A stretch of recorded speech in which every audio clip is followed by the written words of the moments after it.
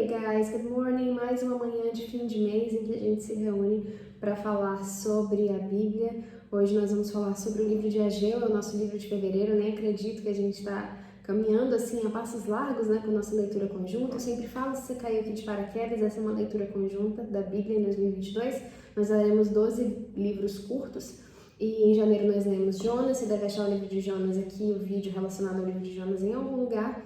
E nós vamos falar sobre Ageu hoje, que é um livro muito precioso, extremamente atual. A gente vai direto ao ponto. A programação vai ser idêntica à do mês passado. A gente começa falando das reflexões do livro.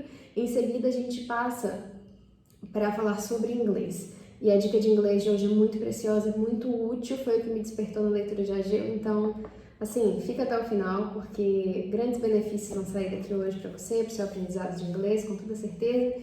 E o livro de Ageu já tem trazido grandes reflexões e momentos importantes para mim. Então a primeira coisa que eu vou falar com vocês é, detalhe, eu não estou com a minha Bíblia aqui, eu tive um contratempo essa semana. Hoje é a última sexta-feira do mês, na quarta minha mãe passou mal, a gente teve que ir para o hospital, foi assim, na madrugada de quarta para quinta no hospital. Minha Bíblia rosa acabou ficando na casa do meu tio, que era onde eu estava quando ela começou a passar mal.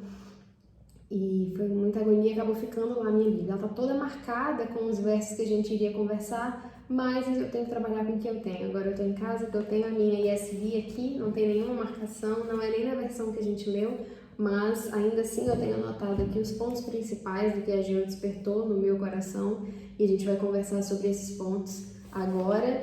Independente, tá muito quente hoje, mas independente de eu ter a minha Bíblia em mãos aqui agora ou não, o fato é que a palavra do Senhor lida e pensada e meditada, ela já produziu várias coisas dentro do meu coração. É sobre essas coisas que eu vou falar, ainda que eu não tenha o livro fisicamente aqui agora naquela versão, mas está aqui em outra versão similar, caso a gente precise de ajuda para consultar. Vamos começar então, pessoal. A primeira coisa que eu queria falar com vocês, rapidinho, sobre as reflexões de Ageu é o seguinte. Assim que eu li o livro de Ageu, eu terminei a leitura, assim, foi coisa muito rápida, porque ele é muito curtinho, e a primeira vez que eu li, eu fiquei sob a seguinte impressão, de que era um livro extremamente atual, que estava me chamando para uma responsabilidade e para um compromisso extremamente atual. É um texto atemporal mesmo, é um texto que convida a gente para reflexões, e aqui são duas, na minha concepção foram duas que eu tirei para mim, capítulo 1, prioridades, capítulo 2, expectativas. E são duas coisas que a gente não sabe lidar. Eu, pelo menos, não sei lidar, estou aprendendo. E o texto bíblico nos convida a isso. E não existe, talvez, tema mais atual do que esse. Sabe, em 2022, como estão as suas prioridades? Como estão as suas expectativas? É um texto extremamente atemporal, como já é de se esperar do texto bíblico. E assim que eu terminei de ler, a impressão que eu tive era essa. Esse texto acabou de me constranger. Acabou de me chamar a uma responsabilidade muito grande. E eu preciso falar com ele sobre ele com mais pessoas. Eu chamei os meus pais, a gente conversou tomando café, eu falando desesperadamente de Ageu. Isso eu não tinha nem escolhido ainda pro mês de fevereiro, eu li em janeiro, fiquei assim, extremamente perplexa com as coisas que eu aprendi lá.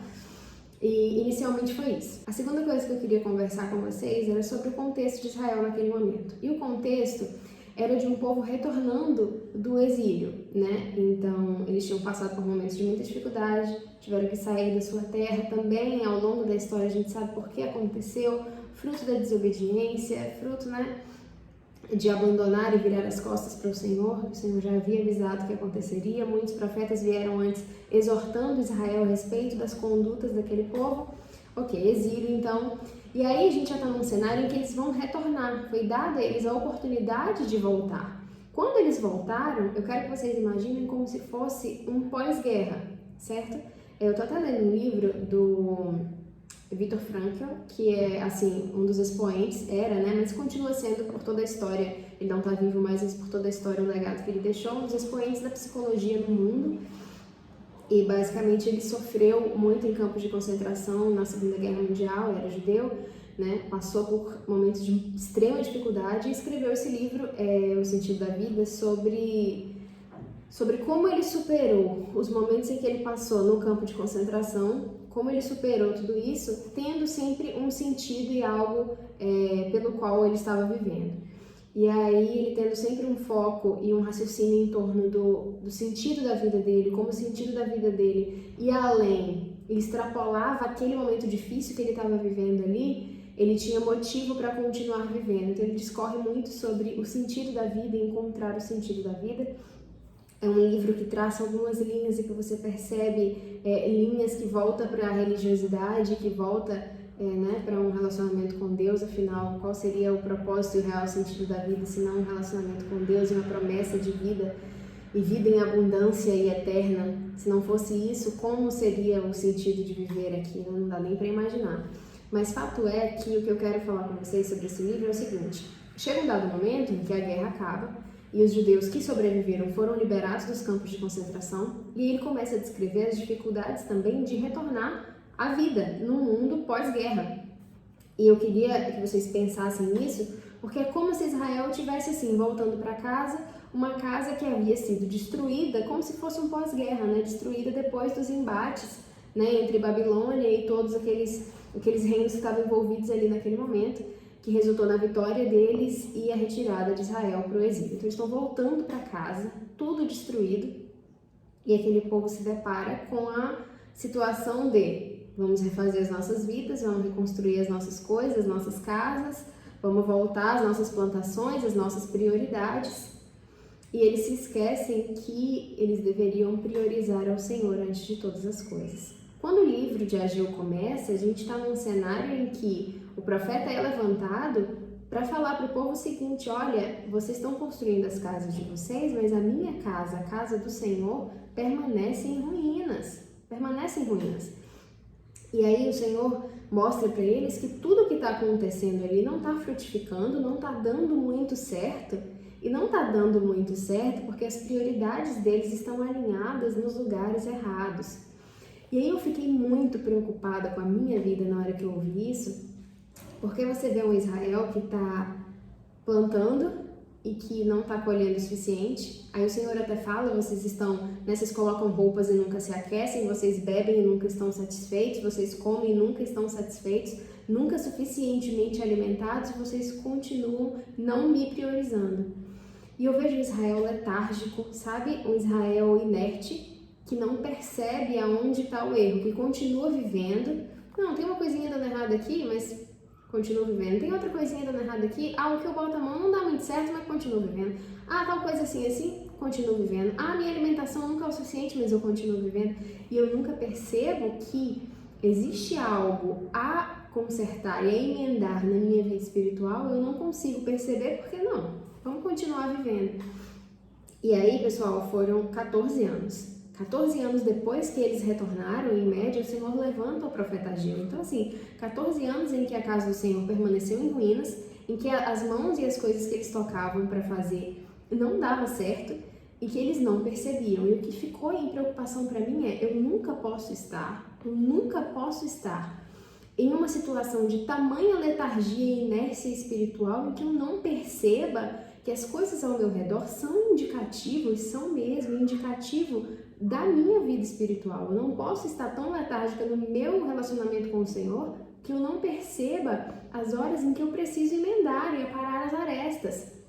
É preciso atenção. Além da definição das prioridades, Israel precisou o Senhor levantar um profeta para eles perceberem: olha, não está vingando, e onde vocês colocam as mãos de vocês não está dando certo, porque vocês não estão buscando ao Senhor, seu Deus.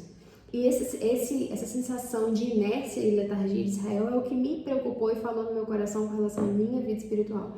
Eu não posso deixar isso acontecer comigo, essa sensação de que não, vamos continuar prosseguindo, não tem nada a ver, não, tá tudo tranquilo, vamos continuar marchando, sendo que não tá, sendo que se o relacionamento com o Senhor não estiver na linha que o Senhor exige e o que Ele requer de nós, as coisas não vão funcionar e a gente não pode passar despercebido, que era o que estava acontecendo com Israel, 14 anos passando despercebido. O curioso é que esse é um povo que estava vivendo dentro de uma promessa antiga que o Senhor tinha feito, de que não faltaria naquela terra e não faltaria para eles alimento desde que eles fossem obedientes, não faltaria a terra produzir, não faltaria riquezas, não faltaria absolutamente nada. E ao longo do Pentateuco e vários outros livros mais antigos do Velho Testamento, inclusive, se vocês fizerem a leitura de Deuteronômio, que aí é um grande resumão, o grande discurso de Moisés às beiras né, do rio para o povo adentrar a Terra Prometida muito tempo antes, mas a promessa estava viva ali e continua viva, porque é assim quando o Senhor promete. E o Senhor havia falado para esse povo, não vai faltar nada, mas tudo depende de obediência, ou seja, o sustento de qualquer pessoa que confia no Senhor é, antes de qualquer coisa, o Senhor providencia, a gente sabe disso. Portanto, se esse sustento está vindo de maneira inferior, ou estava vindo, né, de forma que Israel não esperava, eles precisavam atentar a uma palavra antiga que tinha sido dita, que está faltando algo, está faltando obediência, está faltando definição de prioridades. E o que é interessante, tem um texto de Oséias que eu gosto muito. Assim, eu tô sempre trazendo Oséias, né? No mês de janeiro eu trouxe Oséias, agora de novo. Mas não tem como, é um livro muito querido. E tem um trecho de Oséias em que o Senhor fala, tá exortando Israel de novo, exortando Israel sobre os resultados da terra, dos resultados das plantações e das colheitas. E aí é muito bonito que o Senhor fala assim, olha, eu dou ordem com a minha voz. Eu dou ordem aos céus, que dá ordem à terra, que dá ordem ao grão, que dá ordem ao fruto. Eu até brinquei com meu tio outro dia falando, é como se fosse o telefone sem fio de Deus, né? Quando a gente brinca de telefone sem fio, é engraçado que a gente fala uma coisa aqui, vai passando no ouvido de cada um, quando chega no último, sempre sai completamente diferente do que a primeira pessoa falou, né? Assim é o homem, contando um conto e aumentando um ponto, sempre onde ele passa. Mas o fato é que o Senhor, quando Ele dá uma ordem aqui, essa ordem vai sendo reproduzida porque a natureza, ela é obediente. Ela é obediente à voz do Criador. E Israel, e o Senhor fala ali no capítulo 1, não tem os versos aqui na NVI agora, mas o Senhor fala lá no capítulo 1 que Ele estava segurando tudo, segurando chuva, segurando o resultado da terra, segurando tudo porque o povo não estava priorizando o relacionamento com Ele. E parece que o povo, nesse estado de letargia, se esqueceu que o resultado dos frutos da terra e de tudo que a gente consegue, que guarnece os nossos lares, todos os nossos bens, o nosso salário, o dinheiro, a comida, tudo provém de uma fonte única, do nosso sustento, que é o Senhor. Parece que o povo esqueceu daquilo e o Senhor está ali falando. Eu gosto desse texto de Oséias por causa disso. O Senhor fala, olha, sou eu que dou ordem para os céus, aí o céu comunica com a terra, que comunica com o grão, que comunica com o fruto, que dá o alimento para vocês. Ou seja, é a voz do Senhor que produz toda a sequência de coisas e a natureza é obediente. Infelizmente, os não obedientes somos nós. Aqueles que escutam o que o Senhor determina e não segue, somos nós. De resto, toda a natureza é extremamente obediente à voz do Criador, e a natureza estava naquele momento deixando de produzir algo em função de uma cobrança que o Senhor estava fazendo àquele povo. E aí a frase que o Senhor repete através do profeta Ageu várias vezes ao longo dos 2 capítulos é Give careful thoughts to your ways, que é pense cuidadosamente nos seus caminhos. Quando foi a última vez que você fez isso?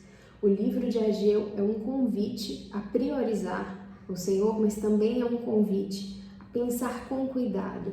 E ter vigilância é basicamente isso, pensar com cuidado o tempo inteiro nos seus caminhos. Eu imagino que Israel tenha entrado nessa letargia, nessa inércia, nesse estado perigoso por não pensar cuidadosamente nos seus caminhos. A cada passo, pense cuidadosamente nos seus caminhos. A gente tem que reproduzir isso como um exercício. Pense cuidadosamente, não ligue o automático. Pense cuidadosamente nos seus caminhos. O Senhor faz esse convite através do profeta Ageu diversas vezes ao longo do livro. Na outra Bíblia, lá toda marcadinha, todas as vezes que o profeta falou, olha, pensa cuidadosamente nos seus caminhos. E o que eu achei interessante é, quando o Senhor levanta o profeta Ageu e fala tudo isso, e o povo realmente percebe, não, a gente precisa emendar, precisa parar as arestas, precisa priorizar o Senhor, realmente não está certo do jeito que está. Mas vocês sabem por que aconteceu isso? Porque lá nos versos 13 e 14, o Senhor fala sobre ter derramado o Espírito dele sobre aquelas 2 pessoas, aquelas 2 lideranças, que era o sacerdote e o outro indivíduo que a gente vai falar um pouquinho dele quando entrarmos no 2º capítulo. E o Senhor fala que derrama sobre eles ali um espírito capaz de compreender o que o Senhor quer, capaz de executar o que o Senhor quer. Ou seja, o que ficou aqui, assim, ficou no meu coração, ficou assim muito claro o Senhor nos chama para a obediência e Ele derrama o Espírito dele por infinita misericórdia, nos possibilitando obedecer. De forma que não tem nada que a gente faz. A única coisa que Ele pede é, pense cuidadosamente nos seus caminhos, priorize, ou seja, a gente só tem que estar presente. É Ele que promove a nossa percepção com relação à obediência, e Ele que promove a possibilidade de obedecermos. Leiam lá os versos 13 e 14 que vocês vão ver isso no capítulo 1. Ele proporciona então a possibilidade de a gente vir a obedecer. E quando o apóstolo fala que do Senhor é o querer e dele também é o operar, e em outras versões vai dar um texto um pouquinho diferente, mas o que ele quer dizer é: o Senhor coloca os desejos no nosso coração, ele também executa os bons propósitos dentro de nós. Não só ele nos alimenta com bons propósitos, ele nos permite executar esses bons propósitos, de forma que não há nada de bom que advém de nós, mas tudo advém dele, e o que a gente precisa estar é atento, priorizando e pensando cuidadosamente nos nossos caminhos. É isso que o capítulo 1 falou profundamente no meu coração. Eu não posso estar no estado de letargia em que eu não perceba e que eu não pense na minha vida espiritual, em cada passo que eu dou, em cada resultado que eu tenho, e é preciso priorizar o Senhor sobre todas as coisas, numa prática diária de atenção a Ele, uma prática diária de atenção ao Senhor, e que vai mudar os nossos resultados, vai mudar a nossa vida espiritual, vai mudar a nossa vida em sociedade. Então, o capítulo 1 de Ageu para mim é isso, é estar presente, esteja presente, priorizando o Senhor todos os dias do seu dia, concedendo a Ele a primícia dos seus dias e das suas horas em oração, em atenção à sua vida espiritual, e todo o resto é Ele que providencia para nós. Vamos conversar agora então sobre o capítulo 2. Entramos, portanto, no capítulo 2. Antes o povo tinha um problema de prioridade. E agora eles têm um problema de expectativa. O que aconteceu? O Senhor os auxiliou na ideia da reconstrução e eles pegaram a reconstruir o templo e a casa de Deus que estava em ruínas. Mas o que acontece em seguida é, esse povo se lembra da glória e de toda a majestade e como era incrível o templo anterior. Eu não vou entrar nos detalhes da história do templo anterior, mas eu sugiro que vocês leiam. Leiam Davi, leiam a história de Davi, leiam a história de Salomão. Um dos meus trechos bíblicos preferidos é a oração que Salomão faz quando da inauguração daquele templo. E o povo se lembra disso. Eles se lembram de como o templo era, né? Todos os itens, todos os materiais nobres da sua construção. E agora, na reconstrução, quando eles começam a reconstruir, eles percebem que não vai ficar. Não vai ficar como era antes, não vai ficar em toda aquela riqueza, em todos aqueles detalhes, em toda aquela nobreza, não vai ser assim.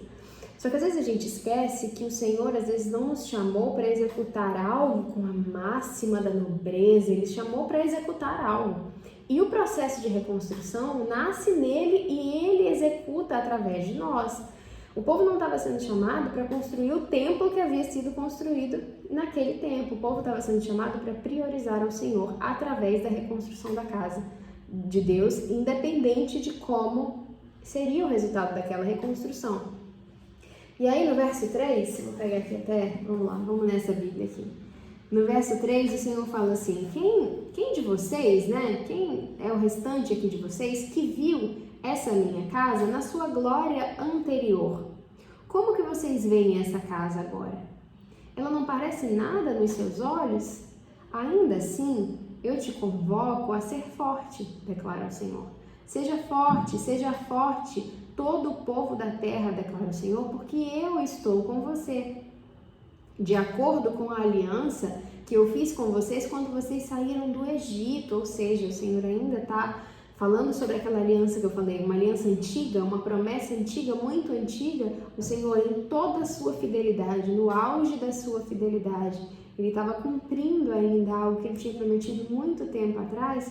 E aí tem essa Bíblia artística, eu vou até mostrar para vocês. O verso 5, ó, essa Bíblia ela vem toda... Teve uma acho que desenhista americana que projetou, junto com o pessoal da ESV, projetou essa Bíblia artística.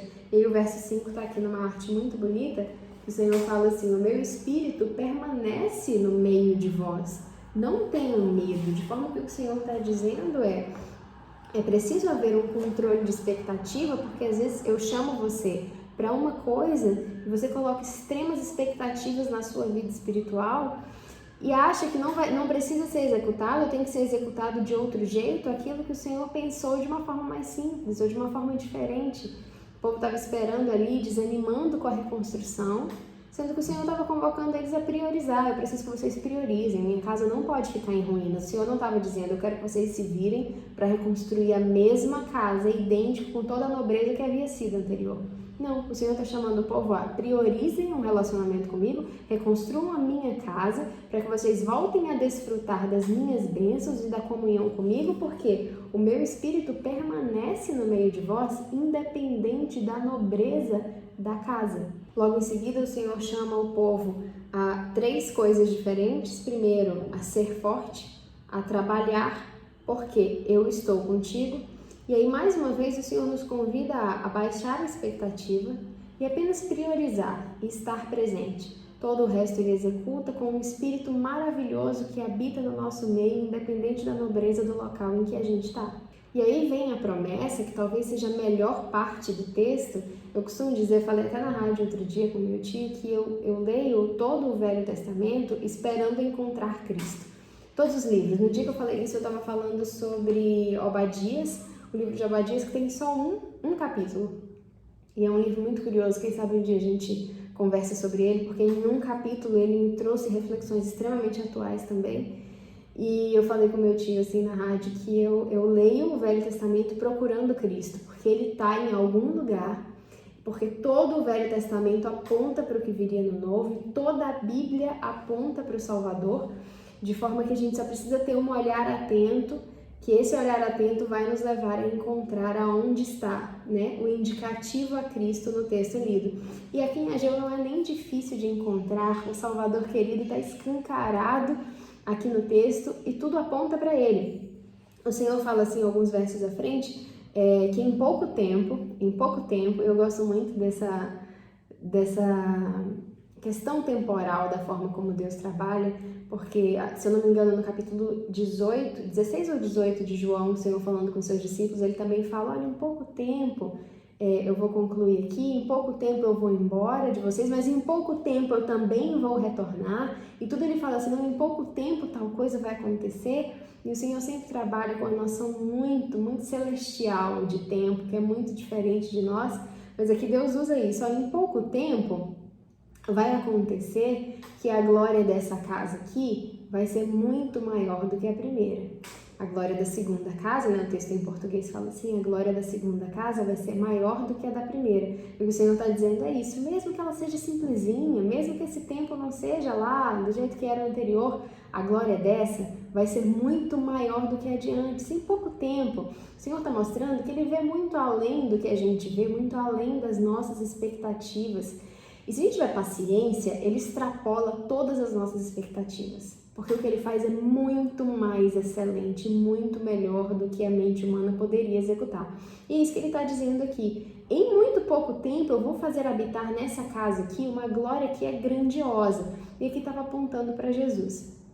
Obviamente que também nos tempos de hoje, o que esse texto serve para nos dizer é a glória da casa que habita. Agora a casa que o Senhor habita são os nossos corações. E habitar com Ele aqui, nesse corpo, viver com Ele e habitar com Ele, saber que somos a habitação do Espírito dEle, é de uma glória também magnífica e também excelente, capaz de trazer extrema alegria para os nossos dias. Então esse é um texto muito atual. Mas não só isso, o Senhor fala, deixa eu achar esse texto aqui nessa Bíblia, só um pouquinho. Vamos lá. E ele fala assim, ó. Ainda em pouco tempo eu vou fazer tremer os céus e a terra e o mar e a terra seca, e eu vou fazer tremer todas as nações, porque os tesouros de todas as nações vai estar aqui, e eu vou preencher essa casa com glória, diz o Senhor dos Exércitos.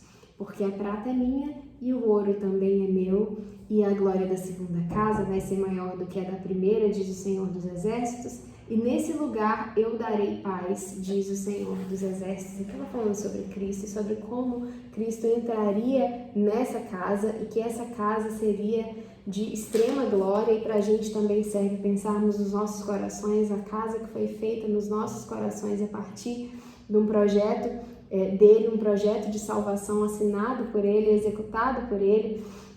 Então é um texto muito lindo, mas tem um outro detalhe aqui que eu gosto demais, que o Senhor fala assim, que aquilo que é desejado por todas as nações vai vir. E a gente sabe que esse é um termo, né, que geralmente é usado para se referir a Jesus, né, o desejado de todas as nações, o desejado das nações. E aí eu achei um comentário de Spurgeon, que é príncipe, né, dos pregadores, e foi um pregador extremamente relevante, inglês, batista, e deixou aí muitas reflexões valiosíssimas pra gente. E ele tem um comentário, eu tô até aberto aqui no computador, ele tem um comentário muito bacana sobre esse termo, o desejado de todas as nações. Por que Deus fala o desejado de todas as nações?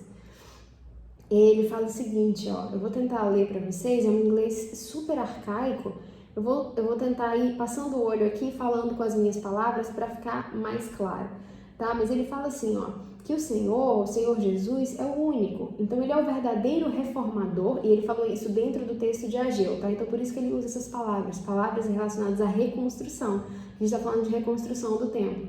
Então ele fala assim, ó, Jesus é o único, ele é o único reformador, o único capaz de reconstruir mesmo, diante de todo o erro, ele é capaz de promover uma reconstrução dentro de nós, e por isso ele é, nesse aspecto, desejado por todas as nações. Mas não só isso, ele fala assim, se o mundo pudesse, se todas as nações, todas as pessoas pudessem reunir os seus desejos corretos e condensar em um só pedido todos os seus desejos, ele está querendo dizer o seguinte, se o mundo pudesse reunir tudo o que ele quer, pega todas as pessoas, tudo que a humanidade deseja, em uníssono, se eles pudessem pedir uma só coisa, e a gente sabe, ele fala o seguinte, que o mundo está perdido em busca por sabedoria, a gente está vendo aí notícias recentes de guerra e ataque, em busca por poder, em busca por conhecimento e poderio, em busca por dinheiro, em busca por todas as coisas.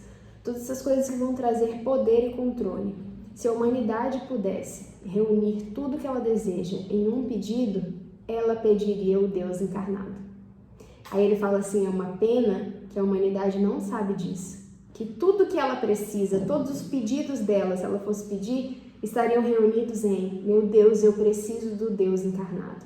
E ele já veio, ele fala assim, ele já veio. É uma pena que tudo que vocês querem já veio e vocês não reconhecem, que já passou por aqui, que está estendendo a mão.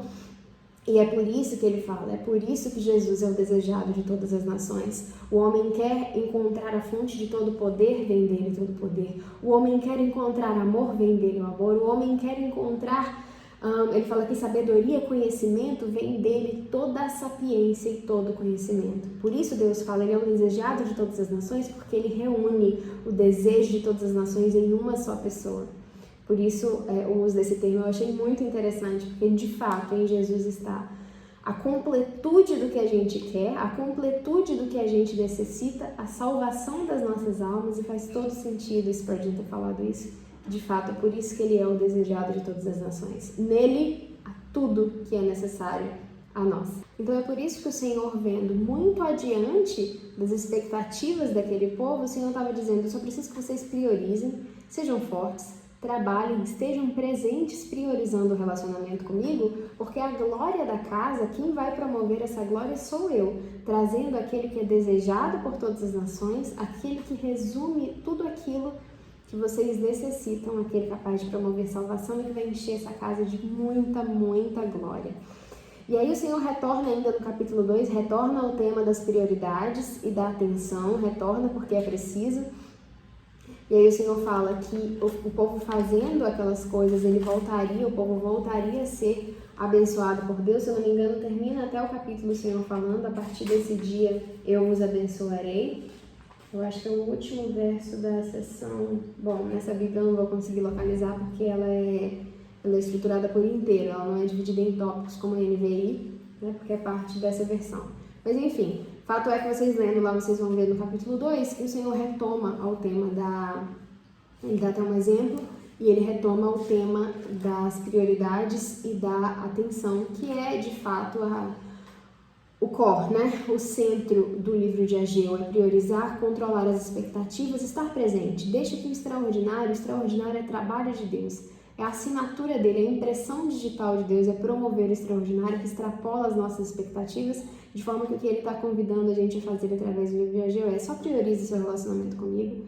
Não vai esperando o que você acha que é magnífico e maravilhoso e excelso, porque sou eu que promovo esse tipo de coisa. Só esteja presente. E quão difícil é, gente, quão difícil é só estar presente, sabendo que não é esperado de nós nenhum extraordinário, é só estar presente, só priorizar, pensar com muita atenção em cada passo do nosso caminho, sabendo que vivemos dentro de uma promessa em que o extraordinário há de ser executado por Deus. Então é um livro de exortação, mas também é um livro que conforta os nossos corações nesse sentido. E aí, ainda falando sobre como isso aponta para Jesus, o livro termina, e agora eu vou precisar achar aqui, peraí.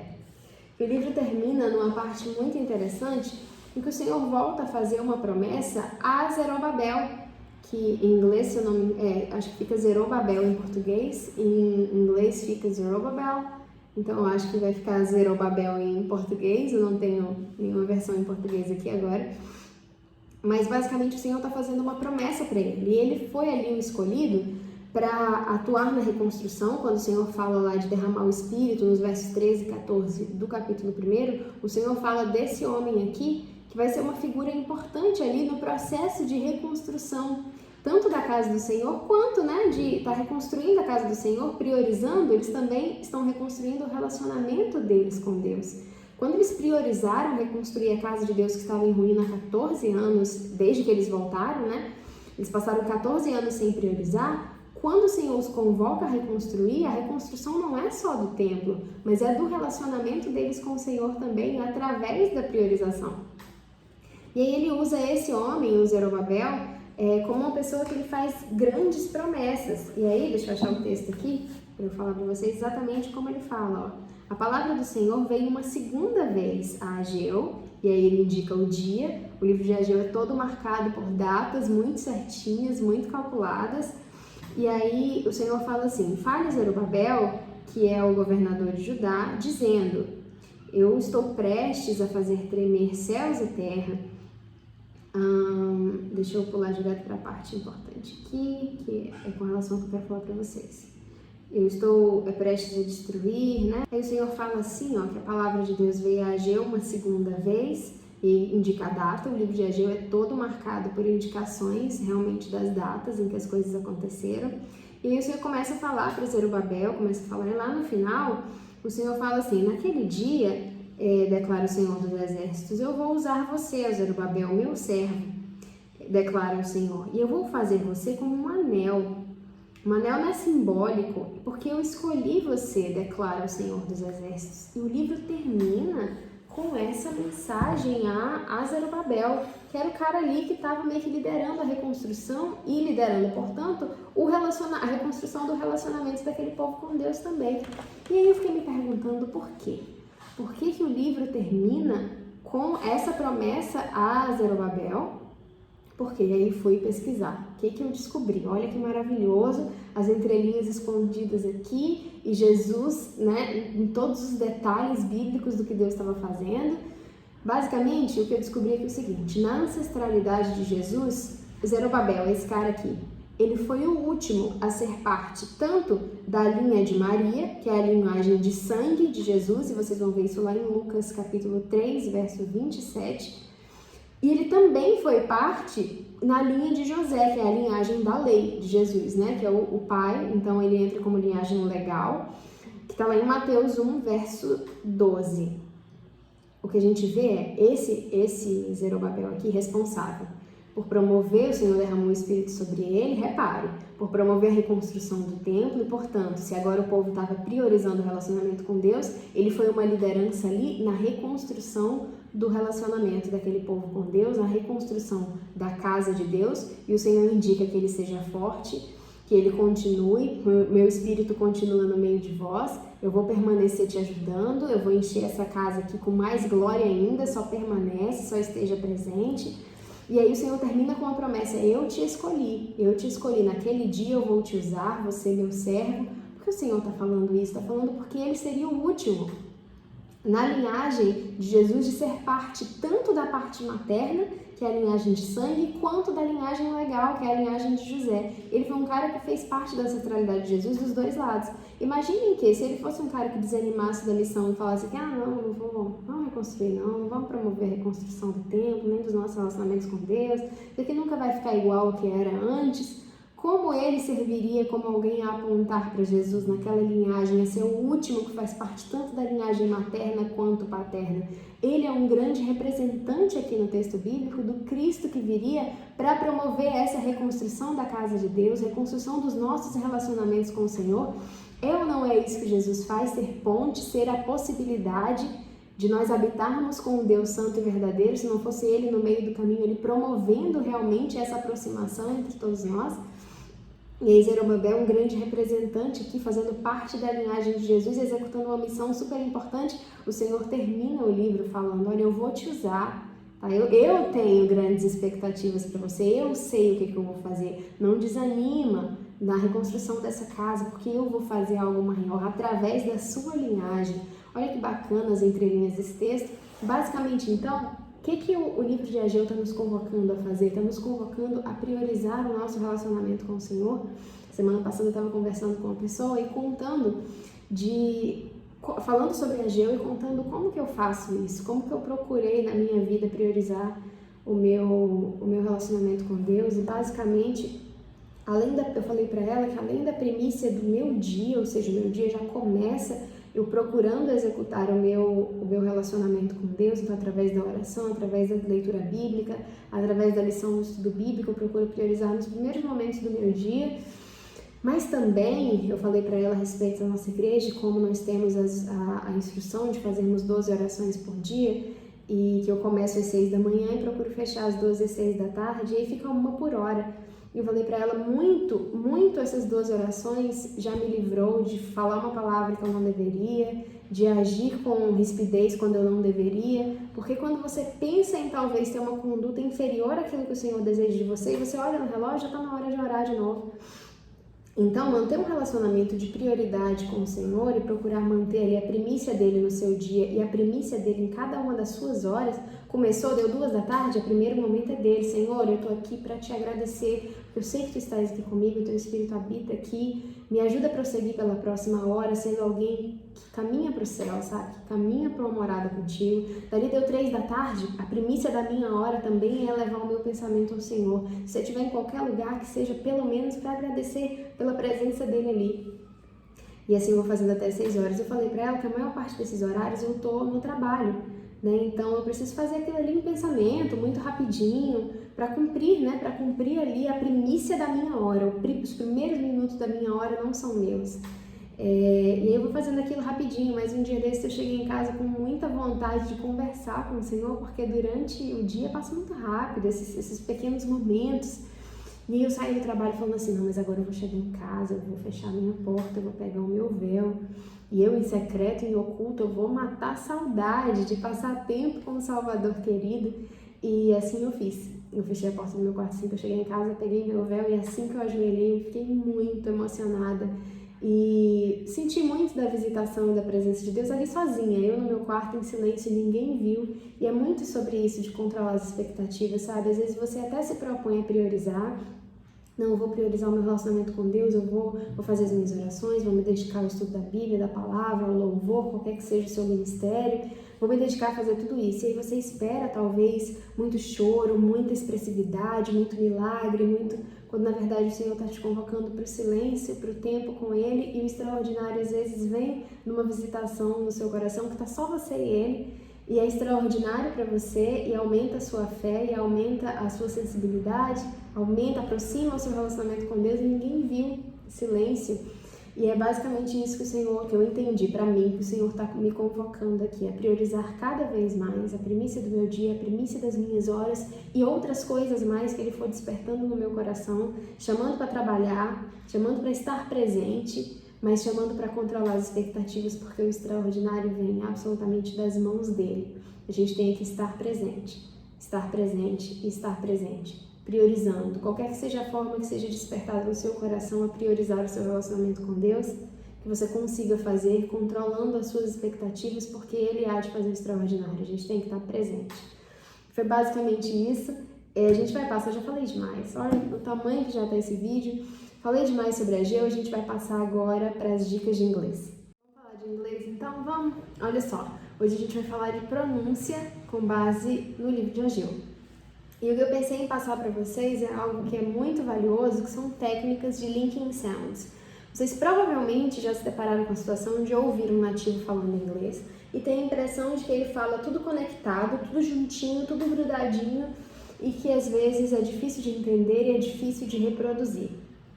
E basicamente existem algumas técnicas, é lógico que um nativo da língua inglesa ele faz isso com muita naturalidade porque é o idioma nativo dele, mas a gente que aprende inglês como segunda língua, a gente analisa esses linking sounds a partir de técnicas. Então a gente vai falar de algumas técnicas hoje.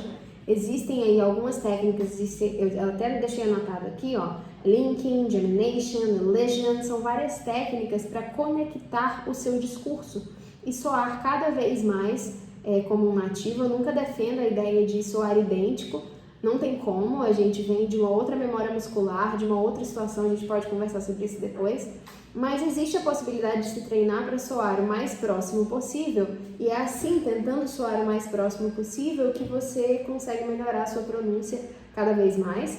E a gente vai falar de 3 técnicas hoje. A primeira vai ser catenation, a segunda elision of plosives e a terceira assimilation.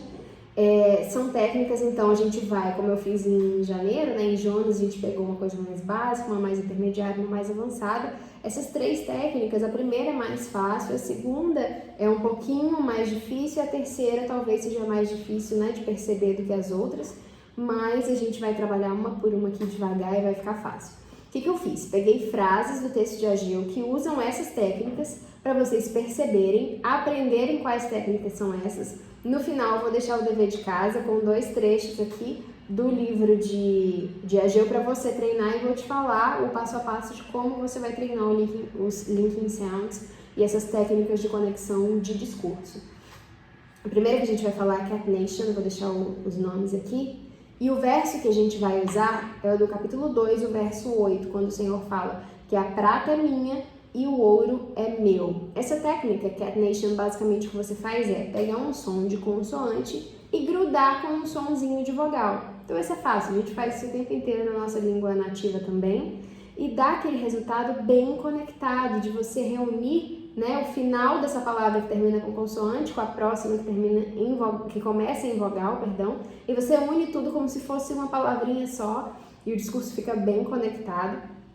Então, se eu fosse falar essa frase separadamente, seria: The silver is mine and the gold is mine. Aqui, do silver pro is, a gente termina com um som de consoante, o R, e começa com um som de vogal, na palavra is. Então, ao invés de falar silver is, eu junto os dois e fica silver is, silver is, silver is, silver is, silver is. Então, the silver is mine. E o mine termina com o N, né, que é aquele som produzido aqui, ó. A gente bota a língua aqui atrás dos dentes e faz a vibração com o som de N, usa as cordas vocais. Você colocar a mão aqui, você vai sentir. Então, língua aqui, e vibração. Então, você tem mine, termina com esse som de N, a palavra mine. E a próxima é and, que também começa com o schwa, que é uma vogal. O que a gente faz, então? Mine and. Então, the silver is e mine and. The silver is mine and the gold is mine. The silver is mine and, the silver is mine and, the silver is mine and the gold is mine. Certo? E aí a gente tem um outro também, que é depois do gold, você tem o gold que termina com o Dzinho é aqui, e a gente tem o is de novo. Então, gold is, vai virar goldes. Então, the silver is mine and the gold is mine. Certo? Tudo ficaria the silver is mine and the gold is mine. The silver is mine and the gold is mine. Percebe? O que antes seria the silver is mine and the gold is mine. The silver is mine and the gold is mine. The silver is mine and the gold is mine. The silver is mine and the gold is mine. Percebe? Silver is, mine and, gold is. A gente está unindo de duas em duas e fica muito mais conectado. Silver is, mine and, gold is. The silver is mine and the gold is mine. Certo? Obviamente que isso é treino. Mas o primeiro de tudo é você saber, porque a gente só consegue reproduzir o que a gente ouve. Então a primeira coisa é você saber que o nome disso é Cat Nation e a gente está unindo vogais com consoantes. É a técnica mais básica de linking sounds, é a mais fácil, porque você vai realmente fazer a união ali de palavras diferentes, mas que dá para você agrupar os sons, tá? Aí a gente passa para a segunda. A segunda se chama Lesion of Plosives. Basicamente o que essa técnica faz ela pega sons que a gente chama de plosivos em inglês, ou seja, que promovem uma explosão de ar, né? A gente tem o T, a gente tem o P. O P é muito bom, ele é aqui, ele é formado nos lábios, sem o uso das cordas vocais. É diferente do B, que forma no mesmo lugar, mas a gente usa cordas vocais, O P a gente não usa, sem o uso das cordas, mas ele é plosivo, ou seja, ele libera, tem aquela explosão de ar. Só que quando você vai pronunciar palavras que têm explosão de ar, você precisa parar tudo para liberar o ar. E isso às vezes atrapalha a conexão da frase. Para a frase correr rapidinho, se você for liberar o ar, aí você tem que voltar para retornar para a próxima palavra que você vai enunciar. Então vai ficando difícil. Por isso a técnica de elisão, né, desses explosivos. Porque você vai deixar de fazer a explosão, você não faz, para o discurso conseguir fluir de forma mais rápida. Eu vou te mostrar como que isso acontece.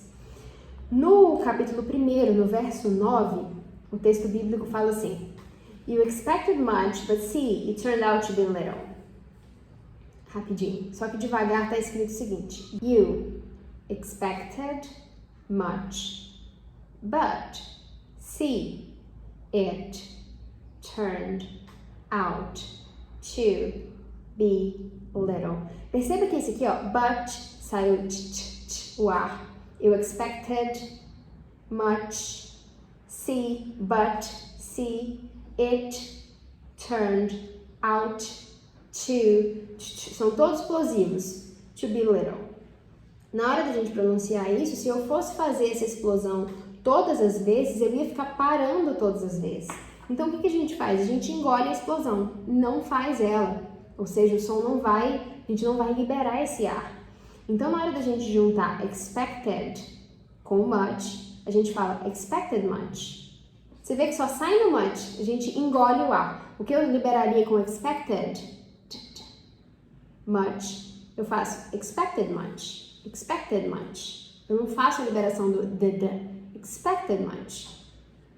Aí no but see, se eu fosse falar but, liberar o ar que o T precisa, but, see. Aí você vê que se eu for liberar, eu tenho que voltar para pronunciar o see. But, see. O que eu faço? Eu leio nas plosives, eu corto essa liberação de ar. Eu faço but see. Eu nem pronuncio o T. But, see, eu falo but see, certo?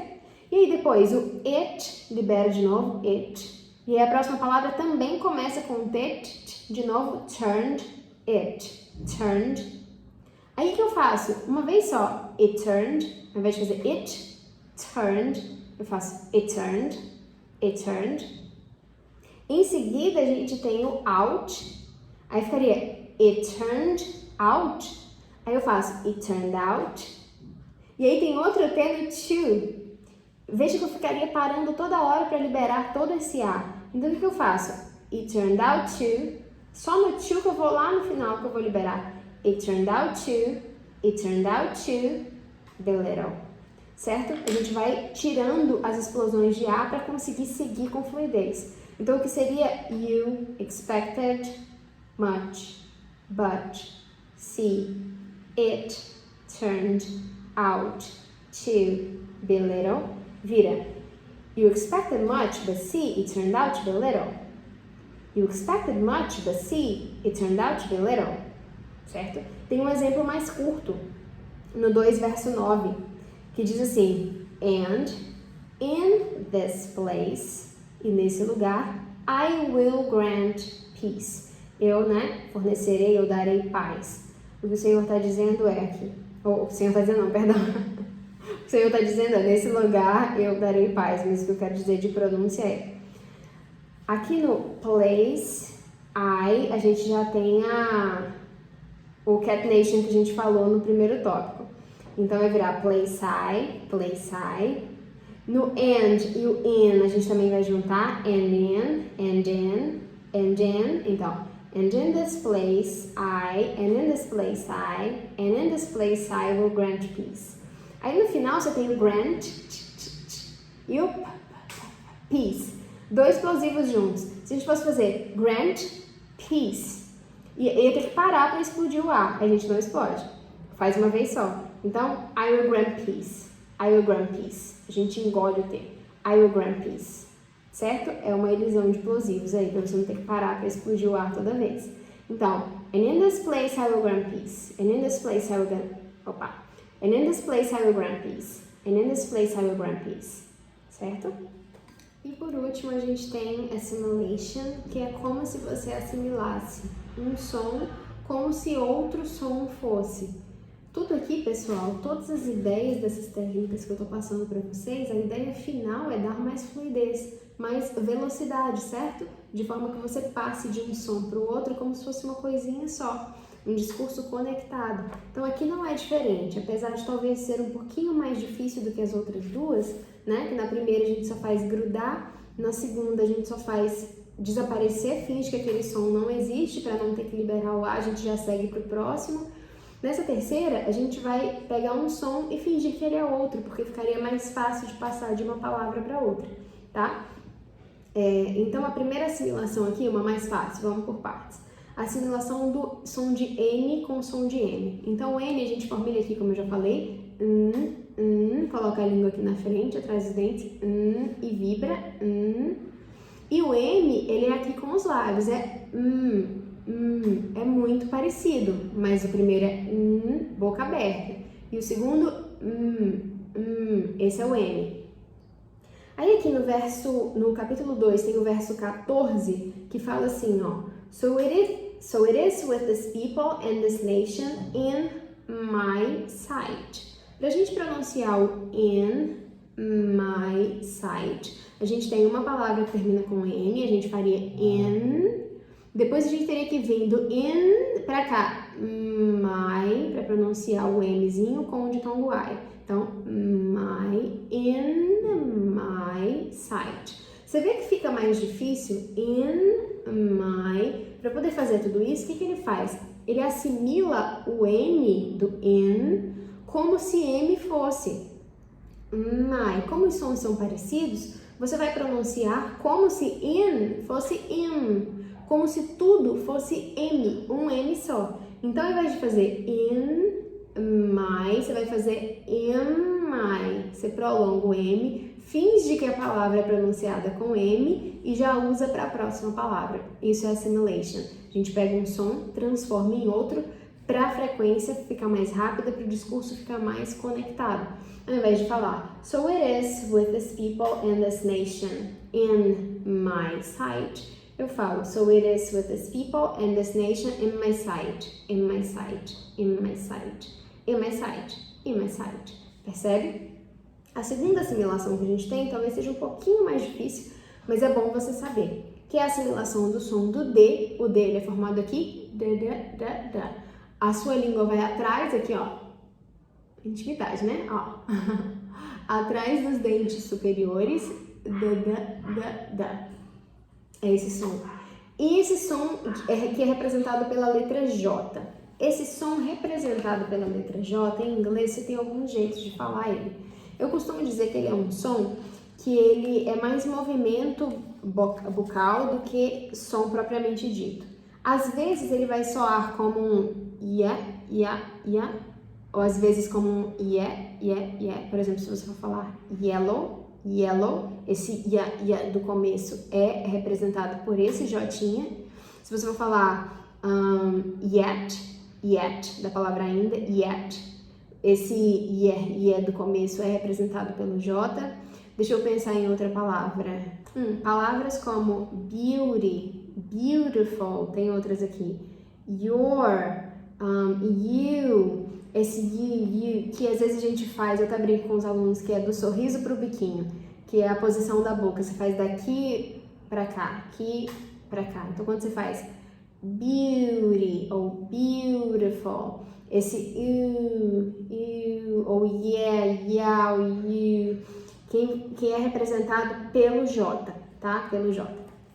Basicamente, a gente faz a assimilação do D com esse som do J. Aqui na Bíblia, a gente tem, no comecinho do livro, capítulo 1, verso 1, quando ele fala assim, que era o 2º ano do rei fulano de tal, ele fala, in the 2nd year, no 2º ano. Então, second, você tem o second, e você tem o year, é o J.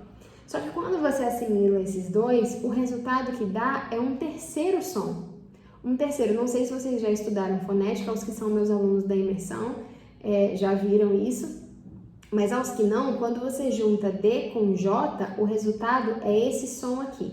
O som representado por esse símbolo que parece um D com um trezinho. Então vamos por parte.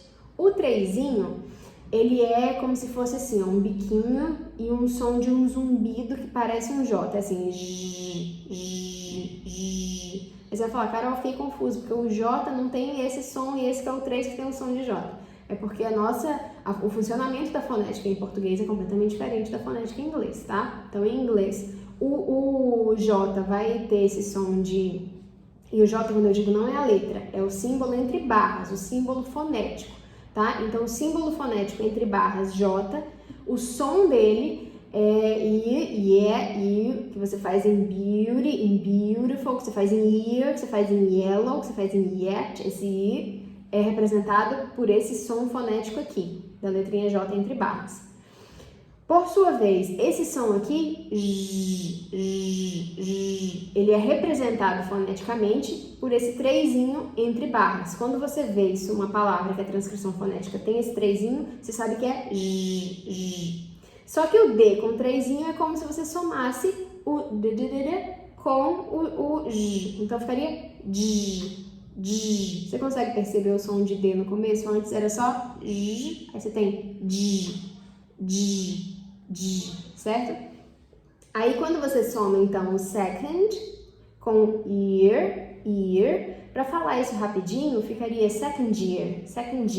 E aí você tem como se você tivesse o D com o trezinho. Então a assimilação do som do D com o som do J, né, representado foneticamente, seria o D com trezinho, que é o J. Então, in the second year, ao invés de eu falar in the second year, que eu teria que dar uma pausa, in the second year, eu transformo o final dessa palavra e o começo da outra em um som fonético que é J. Ficaria in the second year, in the second year, in the second year, tá? Tem gente que vai pronunciar isso daqui, isso é assimilação, se pronunciar assim, in the second year. Tem gente que vai pronunciar isso aqui como um elision of plosives, que é a segunda dica que eu dei, que é suprimindo e fazendo parar de existir o D, in the second year. Você vê como fica diferente? In the second year. É como se o D não existisse, para ir com mais fluidez. Se eu pronunciasse assim, eu estaria usando o elision of plosives. E se eu pronunciar in the second year, eu estou usando a assimilation do som do Dzinho com o som do J. Reparem que são técnicas que você vai usando. O que eu quero que você faça agora? Carol, como que eu treino essas coisas? Como que eu treino para ter um discurso todo interligado? O que eu faço? Basicamente, o que você faz primeiro é um listening. Porque, pessoal, não tem como a gente reproduzir algo na fala que não foi escutado antes. Você já ouviu você falar uma palavra que você nunca ouviu? Já ouviu isso acontecer? Não, eu estou usando agora um vocabulário que eu nunca ouvi falar, só se você estiver inventando, não tem como. Os nossos padrões de fala, eles vêm de padrões de escuta anterior, tá? Então, com os linking sounds é da mesma forma, tem como a gente estudar e escutar e analisar. Então, tudo começa com a atividade de listening. O que eu deixo aqui para vocês? Que vocês escutem essas frases, ó, é o 2.8, 1.9, 2.9, 1.1 e 2.14. Esses foram os versos que eu usei aqui. A ideia é você escutar primeiro. Segundo, é você pegar e tentar escrever o que você ouviu. Aí, terceiro, isso você escuta várias vezes, tenta anotar o que você ouviu.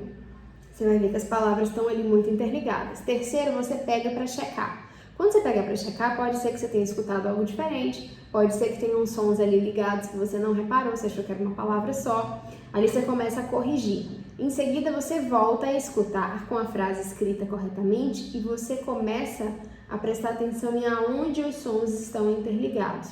Você precisa saber o nome de cada interligação? Não. Mas é bacana só para você conhecer que tem jeito de juntar vogal com consoante, tem jeito de não produzir um som explosivo no final da palavra para ficar mais fácil, tem jeito de um som de uma palavra com o início da outra ser transformado em um outro som, foi isso que a gente aprendeu hoje. Então, você sabendo dessas coisas, já fica mais fácil você escutar e tentar ligar e ver aonde que eles estão grudando essas palavras. E aí, em seguida, você começa a reparando aonde estão acontecendo as conexões do discurso, a reproduzir igual. Esse é o passo a passo, esse é o exercício.